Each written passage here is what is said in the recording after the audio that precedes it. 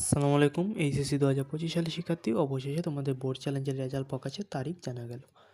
তো এসএসসি 2025 সালের উচ্চ মাধ্যমিক সার্টিফিকেট ও এইচএসসি সমান পরীক্ষার ফলাফল প্রকাশের পর খাতা পুনর্নিরীক্ষণে বোর্ড চ্যালেঞ্জের জন্য পরীক্ষার্থীদের কাছ থেকে এবার অভূতপূর্ব সাড়া পাওয়া গেছে। ফল নিয়ে সন্তুষ্ট না হওয়া মোট 2,26,561 জন উচ্চ আকাঙ্ক্ষাকামী শিক্ষার্থী তাদের পরীক্ষার 4,28,458টি উত্তরপত্র পুনরায় যাচাই করার জন্য দরখাস্ত জমা দিয়েছে, যা অতীতের সকল রেকর্ড ভেঙে এক ঐতিহাসিক সংখ্যা তৈরি করেছে।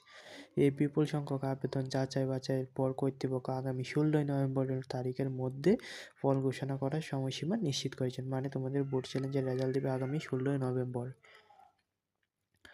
এবং পরীক্ষার্থীদের নজরবিহীন আগ্রহের প্রতীকে আন্তঃশিক্ষা বোর্ড নিয়ন্ত্রক কমিটি আহ্বায়ক, ঢাকা উচ্চ মাধ্যমিক শিক্ষা বোর্ডের পরীক্ষা নিয়ন্ত্রক অধ্যাপক এস কামাল উদ্দিন হায়দার আনুষ্ঠানিক মন্তব্য করেছেন। তিনি নিশ্চিত করেছেন 2,26,000 শিক্ষার্থী 4,28,000 উত্তরপত্র পুনর্নিরীক্ষণের জন্য আবেদন করেছেন। তিনি সময়সীমা প্রসঙ্গে ব্যাখ্যা করেন, নিয়ম মাফিক 30 দিনের বয়সসীমার মধ্যে ফল দেওয়ার বিধান রয়েছে। সেই অনুযায়ী 16 নভেম্বরের মধ্যে এই ফল ঘোষণা করা হবে।